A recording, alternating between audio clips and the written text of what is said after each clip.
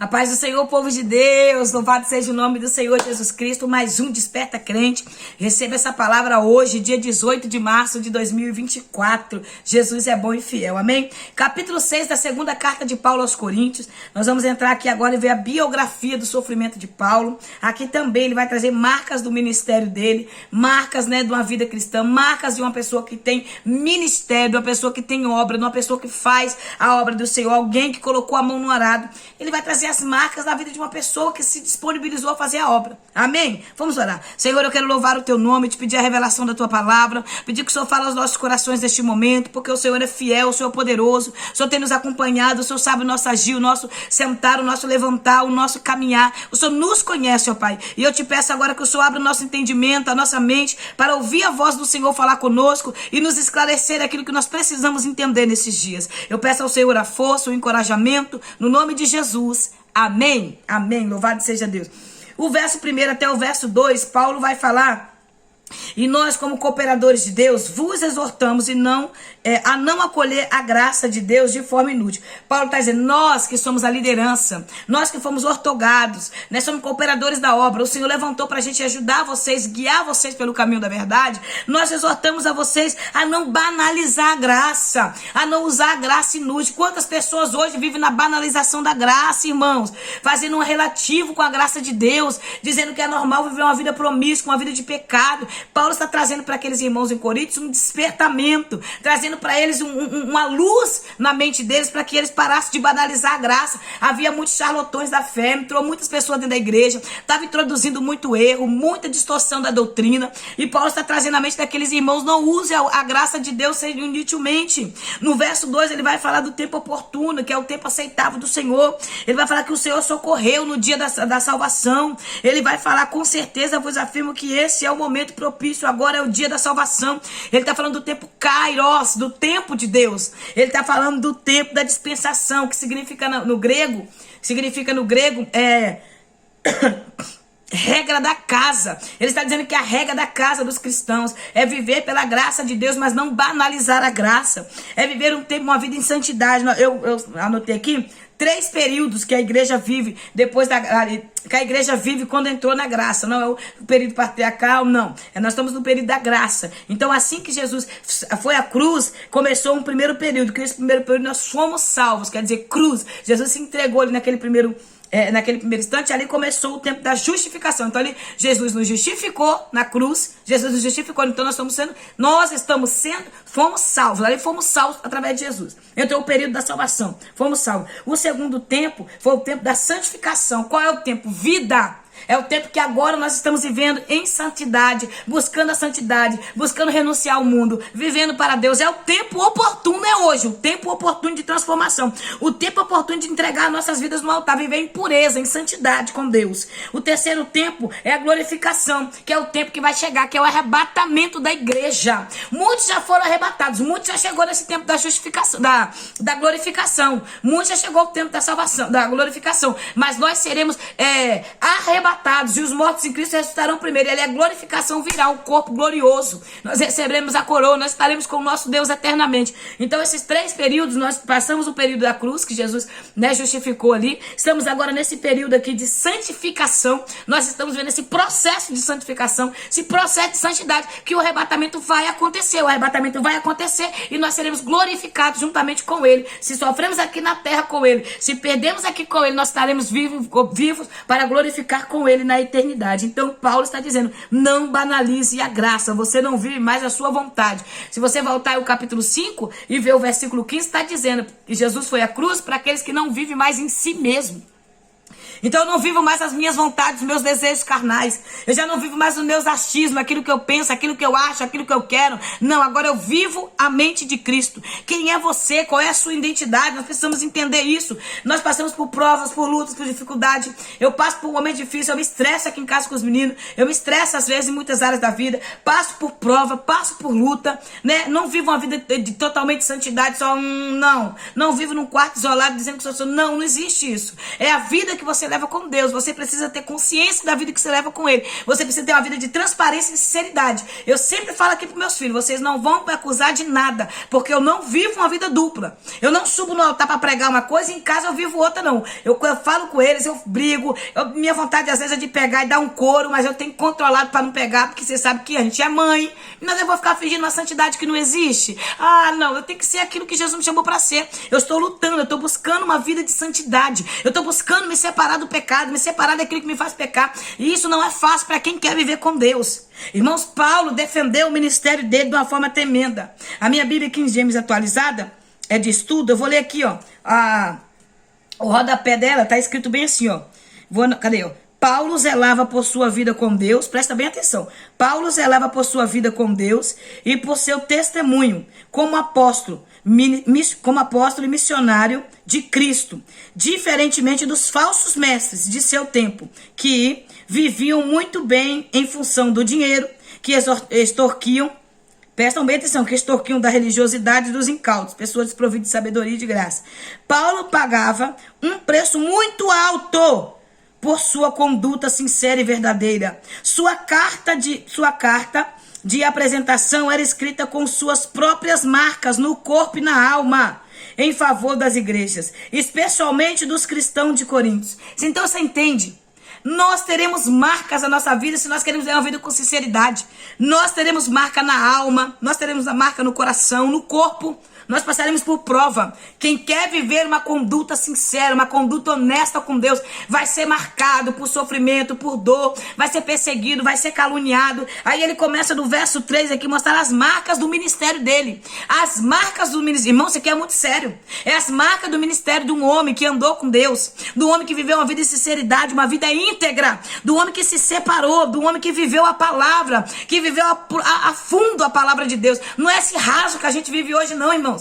Não é esse raso que a gente está vivendo, não. É muita gente vivendo no raso, dizendo que está no profundo. Pessoas que vivem através do dinheiro, que vivem extorquindo pessoas, pessoas que abrem ministério, mas não entendem o propósito de amar as almas, lideranças que até abrem porta de igreja, mas ganham as almas e jogam para fora, porque não aceitam, não são pessoas libertas, não são pessoas curadas, não são pessoas transformadas, são pessoas doentes, são pessoas que não entendem o propósito da vida com Deus.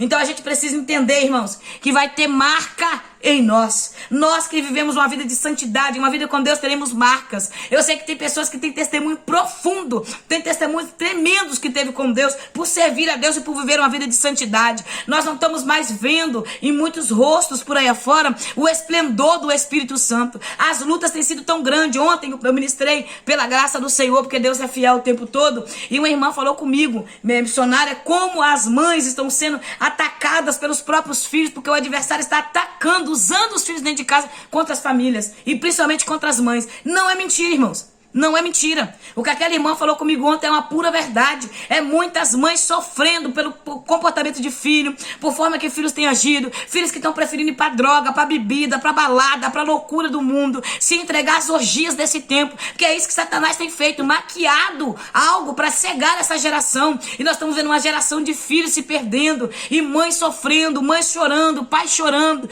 E nós precisamos, como igreja de Jesus, despertarmos muitas vezes desse sono, dessa inércia espiritual, para acordarmos, dar a mão um ao outro e prosseguirmos lutando um pelo outro. Nós precisamos, irmãos, nos levantar como mulheres guerreiras, como homens guerreiros, como sacerdotes santos, como a geração que foi eleita, salva, ortogada para viver a vontade do Senhor, nesse tempo oportuno que se chama hoje. Em Hebreus, acho que se não me engano, no capítulo 9, vai falar que hoje é o dia, o tempo chamado hoje. Esse é o momento de nós nos levantarmos. Esse tempo Kairos de Deus é agora. É o tempo de nós colocarmos regra na casa. É o tempo de nós colocarmos de pé e nos posicionarmos, porque as coisas têm cada dia que passa sido pior. Eu sei que o nosso Senhor conta conosco, conta com os verdadeiros, conta com os fiéis, conta com aqueles que se colocou na posição, conta com aqueles que se colocou na brecha. Nós precisamos olhar para Deus de uma forma a qual possa nos comover e mover em ações, que nós precisamos ter mudança de vida. Amém? Que nós olhamos para o Senhor. Do verso 3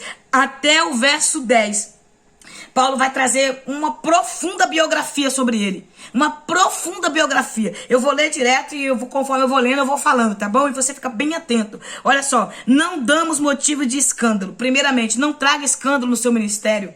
Não dê motivo, se afaste de tudo aquilo que vai trazer escândalo. Pregadores, nós que pregamos a palavra, cuidado para a ganância do dinheiro não entrar no coração.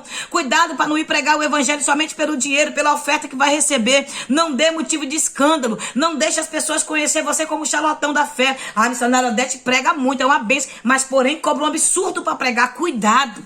Cuidado, porque é isso que Paulo está dizendo. Não dê motivo de escândalo. Compre e pague. Seja honesto. Viva uma vida santa, uma vida íntegra. Aí ele continua somente no verso 3, tá? A fim de que nosso ministério não seja achado em falta. Em falta com quem? Com Deus. Porque, irmãos, nós estamos vendo aqui que aqui na terra pode cantar de relaxado, pode cantar desconcertado, pode pregar, né? Pode pregar, pode cantar, pode fazer o que quiser no adultério, na cachaça, na doideira, na loucura do mundo. Pode fazer o que quiser. Mas se for achado em falta na balança de Deus, oh meu Deus do céu. Eu trago a sua atenção para a balança de Deus, não é para a balança do homem, não. Na balança do homem pode até passar, agora no crivo de Deus não passa, não, meu irmão. No crivo de Deus não passa. No crivo de Deus não passa, tem peso. Uma vida de santidade tem peso no céu. Uma vida de santidade tem peso. Uma vida de santidade tem peso. Então busque essa vida de santidade para você não ser achado em falta. Ao contrário, como servos de Deus, recomendamos-nos de todas as maneiras, em muitas perseverança e sofrimento, privação, tristeza, em açoites, prisões, tumultos. Esse tumulto aqui que ele fala no capítulo 18, ali no capítulo 19, no capítulo 18, capítulo 17 de Atos dos Apóstolos. Você vai ver que quando os judeus religiosos se levantavam com inveja do ministério de Paulo, eles faziam tumultos, traziam a população para tumultuar, para trazer confusão, para ver se eles conseguiam ali linchar o apóstolo Paulo e seus companheiros. Então tinha muito tumulto no lugar que ele passava, porque dos invejosos e perseguidores. Em trabalho árduo, ele também trabalhava, colocava a mão na obra, comia, corria atrás para comer, para ter o pão deles de cada dia. Noites sem dormir e jejum, noites orando e jejuando a Deus, noites clamando e buscando a Deus pela graça, pela misericórdia, pela revelação da palavra, para ver prodígios, maravilha. Irmãos, o capítulo 19 de Atos dos Apóstolos, depois você lê o capítulo todo,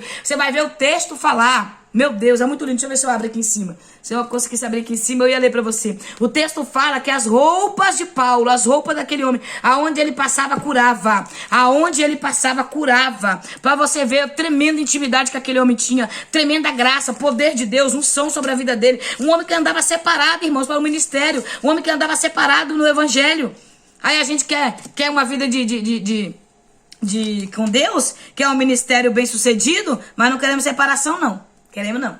Queremos andar no meio do populacho, queremos andar de qualquer jeito, andando com a irmã da fofoca, com a irmã da contenda, com a irmã da língua grande, gostando de estar no meio das panelas na igreja, panela que tem veneno na igreja, aquelas panelinhas envenenadas, não tem? Aquelas panelas envenenadas na igreja, quer andar no meio desse... E quer, não, eu tenho um ministério, não, Deus me chamou para uma grande obra. Aí vem os falsos profetas e vai lá entregar a profecia para essas pessoas. É um descompromissado com a igreja, não tem compromisso com culto, não tem compromisso com nada, anda de qualquer jeito, anda relaxadamente, brinca com Deus, faz fofoca, faz contenda, compra não paga, mal pagador, defamador do evangelho, e aí depois ainda recebe profecia que Deus vai levar as nações ainda. É algo muito sério, irmãos. Nós precisamos buscar mais discernimento nesse tempo. Olha o que Paulo fala aqui, o que o texto está dizendo no verso 11 do capítulo 19, tá bom? Depois você lê Atos dos Apóstolos, capítulo 19. Quando a gente terminar essa epístola aqui, essa segunda epístola de Paulo aqui aos Coríntios, nós vamos estudar o livro de Atos dos Apóstolos, tá bom? Nós vamos estudar esse livro, é poderoso, irmãos. É muito ensinamento que tem para nossas vidas aqui. Aí nós vamos passear em todas as epístolas que a gente já estudou, porque aqui nasce, né, as igrejas, e nós vamos aqui voltar nelas também. Vamos entrar, voltar e vamos que vamos.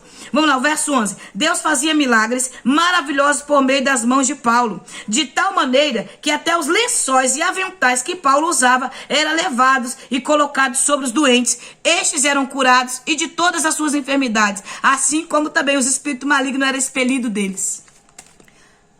Por esse texto aqui que eu li, alguns charlatões da fé, né, que gostam de extorquir o povo, usa esses textos aqui para ficar vendendo toalhinha, vassourinha, aquele monte de coisa, extorquindo o povo, sendo que a graça de Deus não está na vida da pessoa, porque tem que estar a graça, tem que estar a unção de Deus ali. É por isso que é tudo que a pessoa, quando você tem uma vida com Deus, quando você anda em sinceridade com Ele, tudo que você tem é abençoado por Deus, tudo que você tem o toque do Senhor. Você está entendendo? Olha a vida de Paulo, irmãos, olha a vida deste homem, olha a consagração de vida desse homem. Lê aqui o capítulo 6, depois você lê o capítulo 7, lê o capítulo 10, lê o capítulo 4 com mais profundidade, você vai ver a intimidade, o relacionamento, a autoridade dele para defender aquilo que o Senhor colocou nas mãos dele. Nós precisamos entender, por isso que as coisas dele curavam, por isso que ele tinha, porque do relacionamento, porque da vida de renúncia, porque das noites aqui, ó, noites sem dormir, orando, virando noite de jejum e orando. E essas pessoas passam a noite roncando, dormindo, comendo em restaurantes caros, andando de avião, pra cima e pra baixo, não sabe o que é andar a pé, não sabe o que é ir buscar uma alma, né? E dizem que, né, pode curar. Ô, gente, é muito sério. A igreja precisa voltar à leitura bíblica, à leitura da palavra, precisa buscar pedir ao Espírito Santo para abrir o entendimento, para abrir a mente, para nós vermos quem são as pessoas que Deus usa, irmãos. Quem são as pessoas que verdadeiramente estão fazendo a vontade do Senhor. Vamos lá. E em pureza, santidade, conhecimento, paciência e bondade. Essa paciência e bondade aqui, Paulo está dizendo assim, que é uma vida de certeza que vai chegar lá. Essa paciência aqui, essa bondade, é mesmo eu me decepcionando, mesmo eu sendo perseguido, caluniado, eu continuo servindo a Deus porque eu sei que eu vou chegar lá. Eu tenho convicção, eu tenho certeza que vou chegar lá, chegar no céu, chegar ao propósito, chegar onde Deus falou, no Espírito Santo e no amor sincero. Então, qual é esse texto 6, esse verso 6 aqui? É um texto profundo, em pureza, conhecimento, paciência e bondade, no Espírito Santo e no amor sincero. Então, se eu tenho paciência, se eu tenho coragem de prosseguir a caminhada, se eu tenho conhecimento da palavra de Deus, se eu sou guiado, direcionado no Espírito Santo, acabou, irmão. Se eu tenho amor fraternal no meu coração, pega esse texto aqui para sua vida no dia de hoje. Verso 6, amém? Para minha vida também. Pego para minha vida também. Quero para minha vida também. Porque se não for, se nós não vivemos aqui, se nós não ficarmos em pureza, em conhecimento de Deus, com paciência e bondade no Espírito e no amor, nós não suportaremos. É tanta coisa que tenta roubar essa graça, que faz a gente ficar estressado, nervoso, tirar essa que a gente acaba se perdendo no meio do caminho se não tivermos firmados nisso aqui. Calça o sapato do Evangelho da Paz no seu pé. Calça, porque quando Paulo usa o exemplo ali daquele soldado para a armadura de Deus, Paulo está dizendo do sapato porque o sapato do cristão tem firmeza. Pode empurrar, pode tentar passar rasteira, pode caluniar, falar mal, defamar, mas ele está firme porque ele tem posicionamento, ele tem postura de soldado, ele tem postura de guerreiro. Tá entendendo, irmão? Eu já passei tanta coisa, irmão. Calúnia, defamação, já levantaram falso contra o meu nome, já falaram mal de mim, estão falando até hoje, porque infelizmente essa é a vida de quem veio vir para Deus, entendeu? Mas é meus pés está calçado com o sapato do evangelho. É crente que diz que está preparado para a guerra, mas está descalço. Você precisa estar com o sapato no pé, que até que se te empurrar você não cai. Se passar rasteira você não cai. Por quê? Porque no sapato do cristão tem dois ganchos que engancham assim na terra e não solta fácil. Aí nós dissemos que somos cristãos, que estamos na igreja, que servimos a Deus e qualquer coisinha estamos querendo parar a obra. Qualquer coisinha, estamos querendo tirar a mão do arado. Sofre, mas sofre caminhando. Sofre, mas sofre gemendo. Mas vai indo, vai gemendo mesmo, vai clamando, vai chorando. Mas caminha. É na caminhada que você tem maturidade, é na caminhada que você cresce, é na caminhada que você desenvolve, é na caminhada que você vai ter maturidade. Quando a maturidade vem, meu irmão, pode fazer o que for, nada te para. Eu louvo a Deus pelos processos que eu já vivi. Eu louvo a Deus por tudo que eu passei, porque hoje eu tenho um pouquinho ainda de maturidade. Vou ganhar mais, claro, porque cada processo que eu viver, mais maturidade eu vou ter. Mas eu tô aprendendo e tô aos pouquinhos recebendo maturidade. Só que eu já não tô mais menina na fé. Não é mais qualquer coisa que me faz chorar. Não é mais qualquer coisa que me faz parar. Não é qualquer coisa que me faz ter medo. Tem que ser algo muito sério para me fazer babalar um pouco. Fora isso, mas eu ainda tô na caminhada da maturidade. Hebreus capítulo 6, versículo 1. Com o pouco que você aprendeu de Cristo, prossiga a caminhada da maturidade. Amém? Depois de Paulo dar toda essa biografia de sofrimento, que não dá pra gente ler no tudo, mas eu vou ler do 7 ao 10 direto pra você entender, ó. Na palavra da verdade e no poder de Deus, com as armas da justiça. Aí você dá uma puladinha lá, capítulo 10, versículo 4, diz assim: as armas das nossas milícias não são carnais, mas são poderosas em Deus. Tá entendendo? Então a minha luta não é contra a carne, contra sangue. Efésios capítulo 6, versículo 13. Não é contra carne e sangue, mas é contra principados e potestades, dominadores desse mundo tenebroso. Então minha luta não é contra o irmão. Mesmo que o irmão tá provocando, perseguindo, caluniando, falando mal, mesmo que esse irmão tá fazendo tudo isso, a minha luta não é contra ele ainda. É isso. A maturidade te faz entender isso. Que a fofoqueira tá falando mal de você porque ela tem inveja do seu ministério. Que a irmã tá levantando calúnia porque ela tá com ciúme da graça de Deus na sua vida, ela tá com inveja. Então você precisa ver através dessa inveja dela, através desse ciúme dela, através da língua dela. Veja através da língua dele, veja através da língua dela, que ali tá Satanás, a serpente, o maligno, o enganador, o mentiroso. Ali tá ele. Porque é ele que é inimigo teu, é ele que quer te parar. Nós temos dificuldade de entender isso. Irmãos, eu falo porque eu estou dizendo de experiência. Eu passei muita dificuldade para entender isso, porque eu achava que todo mundo era crente, eu achava que todo mundo era cristão. Então, quando essas pessoas se levantavam contra mim, eu não entendia. Então, eu achava que era contra elas que eu tinha que lutar. Eu ficava com raiva de algumas pessoas. Às vezes eu via, me dava uma raiva quando eu via, porque eu ficava, meu Deus, essa pessoa fez isso e isso comigo, e tá ali fingindo, tá cantando na igreja, tá pregando, tá ali, né? Não tem como. E eu ficava com raiva dessas pessoas, porque eu não entendia que era o adversário usando elas contra a minha vida. Que era o adversário usando elas contra mim. Eu não entendia, não conseguia entender. Eu falava, como é que pode a pessoa estar na igreja brincando com Deus? Como é que pode a pessoa estar ali, estar desse jeito? E aquilo não entrava no meu coração. Até o Senhor permitir um pouco de maturidade chegar. E eu entender que essas pessoas são influenciadas por sentimentos. E a emoção da pessoa faz a pessoa fazer coisas. E o diabo tem influência no pecado.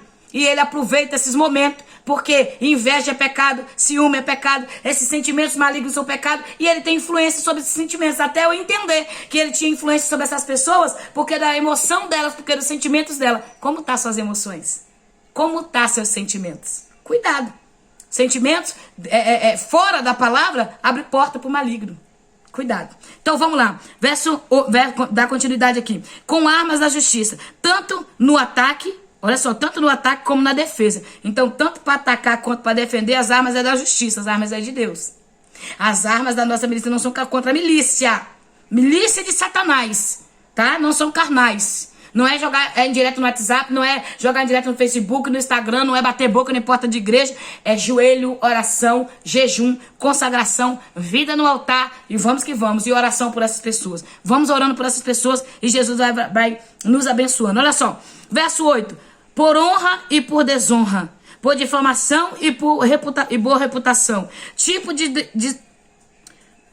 cadê? Me perdi aqui. Vamos lá. Difamação e reputação. Tipos de desonesto, mas sendo verdadeiros. Tidos por desonesto, mas sendo verdadeiros. Como desconhecidos, porém bem conhecidos. Caminhando como quem está prestes a morrer. Mas eis que vivemos torturados, mas não mortos. Entristecidos, mas sempre felizes. Pobres, mas enriquecidos. Há muitas pessoas nada tendo, mas possuindo tudo. Sabe o que é isso? Satisfação com Deus. Satisfação com eu tô passando toalha que tá muito quente, irmão. Eu tô suando muito. Muito quente, tá? Toda hora eu tô suando, fico escorrendo, fico com medo de rasgar a minha Bíblia. Aí eu fico secando toda hora. Vamos lá. Então, ele tá falando, fomos tidos como desonestos, mas porém verdadeiros. Pode falar. É desonesto, mas se eu tenho uma vida de sinceridade com Deus, se eu sou verdadeiro, eu não vou me preocupar, irmãos. Só fica perdendo a paciência com o que estão falando quem não tem uma vida com Deus. Quem não tem uma vida, tipo assim, você só fica ofendido por aquilo que você faz. Se me acusarem de ladrona, eu não vou nem me escandalizar, porque eu não tô nem aí, eu não sou ladrona. Se disser que eu tô defraudando alguém, eu não vou me preocupar, eu não tô defraudando alguém. Se me chamar de desonesta, eu não vou ligar porque eu não sou desonesta. Você só fica ofendido com aquilo que você pratica. Quando você vê um pregador pregar uma mensagem de exortação e depois os crentes para a porta da igreja falar mal da mensagem, esses crentes foram setados na área que vive. Eles se sentiram tão ofendidos porque a prática deles que eles não conseguiram ficar calados. Eles têm que tentar se defender com palavras. Você tá entendendo? Aí o que eles fazem? Como atingiu muito o pecado e o erro deles, aí eles vão falar. Aprenda isso. Olha aqui o que Paulo está falando. Marcas do ministério. Dor. Parou esse homem. Essa epístola que nós estamos lendo foi escrita por esse homem. A metade quase todas as epístolas que ele escreveu foi preso. Foi dentro da cadeia. Na carta aos Efésios, no capítulo 3, verso 1, ele fala, eu, Paulo, prisioneiro de Cristo. Ele está aprisionado dentro de uma casa há 2 anos, sem poder sair. E o que ele está fazendo? Escrevendo cartas. Escrevendo carta para as igrejas, sabe de quê? De encorajamento. Todas as cartas de Paulo têm encorajamento, exortação, ética, práticas, ensinos pastorais, todas, mas porém com encorajamento. Um homem está preso e ele está encorajando alguém a ficar firme. Receba essa coragem no seu coração hoje. Receba da parte de Deus esse encorajamento, receba.